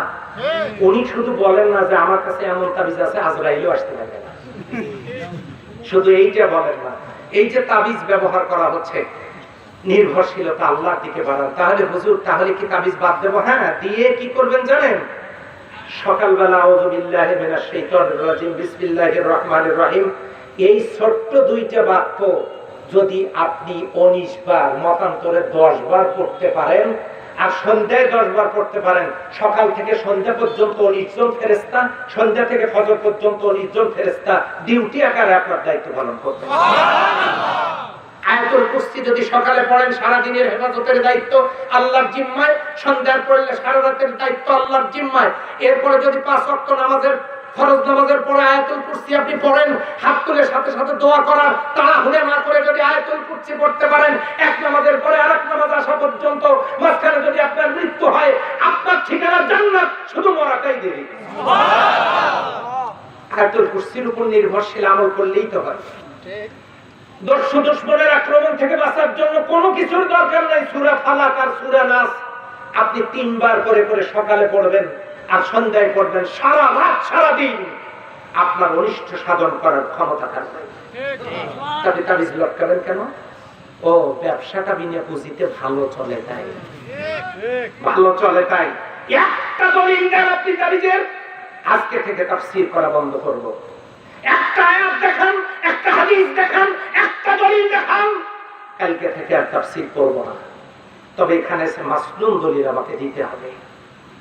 তাহলে যেটা দলিল নাই সেটা আপনি করবেন কেন?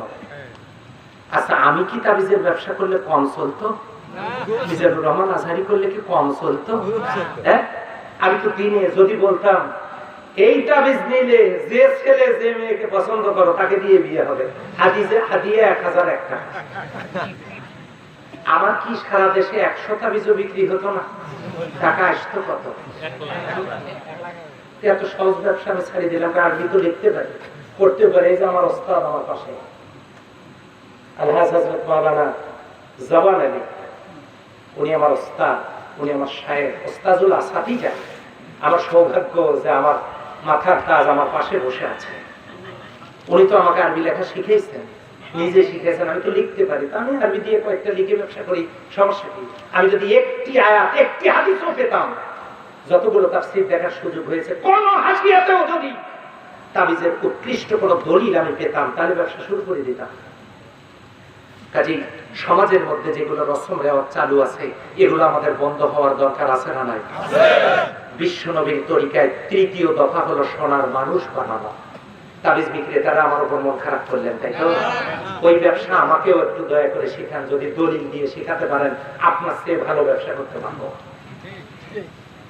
আমার ভাইরা, 4র্থ নাম্বার, রাগ করিয়েন না, কথাগুলো কোরআনের রাত 12টা বেজে গেছে, শেষ করে দিই। শেষ করে দিলাম। ওয়াখির দাওয়ানা আলহামদুলিল্লাহি রাব্বিল আলামিন। না, শেষ তো করেছি, 12টা যেহেতু বাজছে, 12টার পরে আমি বলি না, কিন্তু সাইকেল ব্রেক করলেও তো কিছু দূর যায়, ছেঁচড়ে যায়। এখন যেটা যাওয়া ওটা ছেঁচড়ে যাওয়া, ওটা কিন্তু আসল যাওয়া না। কিছুক্ষণ কথাটা শেষ করি শুধু। সম্মানিত ভাইরা, তাহলে বিশ্বনবীর 4র্থ নাম্বার দফার কাজ হলো একটা ভালো সমাজ তৈরি করা। আমাদের ভালো সমাজ তৈরি করার দরকার আছে না নাই? আচ্ছা, তাহলে তেতুল বিসি গাড়িয়া দোয়া করতেছেন, রব্বুল আলামিন চাঁপাইনবাবগঞ্জের খাঁটি ফজলি আমটা দিয়ে দিও। রব্বুল আলামিন এমন বিসি গাছি এইটার মধ্যে তো মাহফিল করে, এ দোয়া কি কবুল হওয়ার সম্ভাবনা আছে? না। তাহলে ভালো সমাজ তৈরি করবার জন্য ভালো মানুষ তৈরি হতে হবে। ছাত্রদেরকে বলবো, যুবকেরা ফেসবুক ছেড়ে দাও। একেবারে ছেড়ে দিতে বলবো তা না, এটা দিয়েও তুমি জান্নাত পেতে পারো। আমার এইটাতে 2.5 লক্ষ টাকার বই ডাউনলোড দেয়া আছে, তুমি ইসলামী বই পড়তে পারো, গোটা দুনিয়ার খবর নিতে পারো। কিন্তু আমাদের ছেলেরা হেডফোন লাগায়া তারে নারে বন্ধুরে কলা খাইছে দূরে, এই গান সারাদিন শোনে। কথা বলেন, এই ফেসবুক ইন্টারনেট থেকে ফিরে আসো, বইয়ের মধ্যে ঢুকে পড়ো। তোমরা কি চাও না তোমাদের ঘরে একজন মিজানুর রহমান আজহারি তৈরি হোক? তুমি পড়াশোনা করো, তুমি পড়ো। পৃথিবীতে নামাজের ফরজ আগে না, রোজার ফরজ আগে না, হজের ফরজ আগে না, যাকাতের ফরজ আগে না। প্রথম ফরজ এ করো, তার মানে পড়ো, পড়ো এবং পড়ো, পড়ো এবং পড়ো। এ করো বিসমি রাব্বিকাল্লাযী খালাক পড়ো। তুমি ফিজিক্স পড়ো, কেমিস্ট্রি পড়ো, বায়োলজি পড়ো, mathematics, social science, medical science, ICT পড়ো, করতে থাকো। কোরআন পড়ো, হাদিস পড়ো। তুমি যুগের সাথে তাল মিলাও। পৃথিবী তোমার দিকে চেয়ে আছে। চট্টগ্রামে ফটিকছড়িতে একটা ছেলে, নেটে দেখতে পাচ্ছেন আপনারা, সে 100টা বিমান বানাইছে, যুদ্ধ বিমান বানাইছে। তারপরে সে বানাইছে হলো ওই যে ড্রোন, এগুলো বানাইছে। আজকে তাকে বিশ্ববিদ্যালয় থেকে ডেকে, আমি সকালে ইন্টারনেটে দেখলাম বিশ্ববিদ্যালয় থেকে ডেকে তাকে পুরস্কার দেওয়া হচ্ছে এবং তাকে ইউনিভার্সিটিতে মেধার কারণে ভর্তির সুযোগ করে দেওয়া হলো। সে হেলিকপ্টার বিমান যেগুলো বানাইছে রিমোট কন্ট্রোলে, সেগুলো উড়ে যায় বহুদূর, উড়ে সে ঘুরে আবার জায়গা মতো আসে। সে নিজে বানাইছে এগুলো, আপনারা ইন্টারনেটে খোঁজ নিয়ে দেখবেন। সে অল্প সময়ের মধ্যে গোটা পৃথিবীতে আলোড়ন সৃষ্টি করবে। আমার বাংলাদেশের সন্তান, আমার চট্টগ্রামের, আপনারা দেখবেন। আমি আজকে ইন্টারনেটে দেখেছি, সম্মানিত ভাইরা, সারা জীবন তো শুধু ফেসবুক শুধু কেড়ে নিল, সময় কেড়ে নিল, মেধা কেড়ে নিল, চোখের পাওয়ার কেড়ে নিল, টাকা কেড়ে নিল, হায়াত কেড়ে নিল, যৌন শক্তি কেড়ে নিল, চরিত্র কেড়ে নিল, পড়াশোনা কেড়ে নিল, মেধাটাকে কেড়ে নিল। কথা বলে ঠিক কি? দিল কি? দিল একটাই, সেটা হলো আল্লাহর দ্বীন ও জীবন ব্যবস্থা থেকে গাফেল করে ফেললো, যাতে করে নামাজ চলে গেল, রোজা গেল, হজ গেল, যাকাত গেল, চরিত্র গেল, সমস্ত নষ্টামিগুলো জীবনে চলে আসলো। আল্লাহ মাফ করুক, নিজের কথা বলি না। আমার ছেলে মেয়েকে ফোন কিনে দিয়েছি ইন্টার পাস করার পরে, মেডিকেল কলেজে পড়ে, তার যাওয়ার সময় একটা ফোন দিয়েছি, কারণ আমারই দরকার তার খোঁজ করার জন্য। মেডিকেল কলেজ থেকে খোঁজ নেওয়ার জন্য দরকার। আপনারা দোয়া করেন এবার এমবিবিএস শেষ করে বের হয়ে আসবে ইনশাআল্লাহ। ফোন দিয়েছি মেডিকেলে ভর্তি হওয়ার পর। আপনি আপনার ছেলেকে ফোন দিয়েছেন ক্লাস 6-এ, ক্লাস 7-এ। এই ছেলের ব্যাপারে আপনি কি আশা করতে পারেন? আপনার ছেলেকে ফোন দিয়েছেন, ভালো কথা দেন, রাত্রিবেলা দেখেন ও পড়ে কিনা। সে বইয়ের উপরে মোবাইল দেখে ফেসবুক চালাচ্ছে আর পড়তেছে। ঢাকা বুড়িগঙ্গা নদীর তীরে অবস্থিত, ঢাকা বুড়িগঙ্গা নদীর তীরে অবস্থিত। সাইড থেকে আপনি ঠিকই শুনতেছেন যে পড়তেছে ছেলে, কিন্তু ওই আওয়াজটা দিচ্ছে আর ফেসবুক চালাচ্ছে। আপনি ওদেরকে চেনেন? ওরা কত প্রকার ও কি কত প্রকার ডেঞ্জার তারা আপনি চেনেন? হ্যাঁ, সম্মানিত ভাইরা, যুবকের আবার মন খারাপ করবে, স্যার শেষ পর্যন্ত কি ফোনটা কাড়ি নেওয়ার ব্যবস্থা? আপনাকে কে দাওয়াত দিচ্ছে এখানে? দিনটা শুধু যাই, আগামী দিনে আর আপনার এই এলাকায় আসার সুযোগ নেই। মন খারাপ করতেছো তোমরা? যদি নিজেকে গড়তে চাও তোমরা পড়ো। আজকে নুরুল আমিন না, নুরুল আমিনের জায়গায় তোমাকে আসতে হবে। শুধু নুরুল আমিনের জায়গায় না, ডক্টর মিজানুর রহমান আজহারীর জায়গায় তোমাদেরকে যেতে হবে। তোমাদেরকে বাংলাদেশ না, তোমাদেরকে বিশ্ব জয় করতে হবে। এই ধরনের আহ্বান আমি যুবকদেরকে হাত জোর করে অনুরোধ করতে চাই। কারণ ও যুবকেরা, বিশ্ব তোমাদের দিকে চেয়ে আছে। We call you to the teaching of Islam, to the guidance of Islam, to the rules of Islam, to the way of Islam. If this means politics to you, then this is our politics. তোমাদেরকে ইসলামের শাশ্বত বিধানের দিকে যাচ্ছি, ইসলামের অনন্য শিক্ষার দিকে যাচ্ছি, ইসলামের নীতি নৈতিকতার দিকে তোমাদেরকে যাচ্ছি। তোমরা ফিরে আসো, তোমরা গড়ে ওঠো। তোমাদের দিকে আগামী দেশ, আগামী দিন, আগামী আমাদের দেশটা, আগামী দুনিয়া তোমাদের দিকে চেয়ে আছে। আমি কি তোমাদের কাছে হাত জোড় করা এই অনুরোধটা তোমরা আমার কাছে ফিরিয়ে দেবে? ও যুবকেরা ফিরিয়ে দেবে? তোমরা যারা কোরআন পড়তে পারো একটু সহি করে পড়ো না কেন? একটু সহি করে শেখো। তোমরা যারা অঙ্কে পারদর্শী একটু ইংরেজিতে পড়াশোনা করো না কেন? অনার্গল ইংরেজিতে কথা বলার জন্য প্র্যাকটিস করো না কেন? আমরা হুজুর মানুষ, আমরা ইংরেজি বললে বড় বেমানান লাগে। তোমরা একটু শেখো, ইংরেজি শেখো, ম্যাথামেটিক্স শেখো, কোরআন শেখো। পীরগঞ্জ থানায় একটা ছেলে দেখাও, 5 লক্ষ সন্তান, 5 লক্ষ মানুষ, নারী পুরুষ পীরগঞ্জে একটা সন্তান দেখাও তো আমাকে যে আরবি কম্পিউটার কম্পোজ করতে পারে। দেখাও, চাকরি দিয়ে দেই, দেখাও। পারে না, নেই কেউ আরবি কম্পিউটার কম্পোজ করতে পারে না। এমন ছেলে নেই আমাদের সমাজে। 5 লক্ষ মানুষের মধ্যে এমন একজন সন্তান তৈরি হলো না যে সন্তান আরবি কম্পোজ করতে পারে।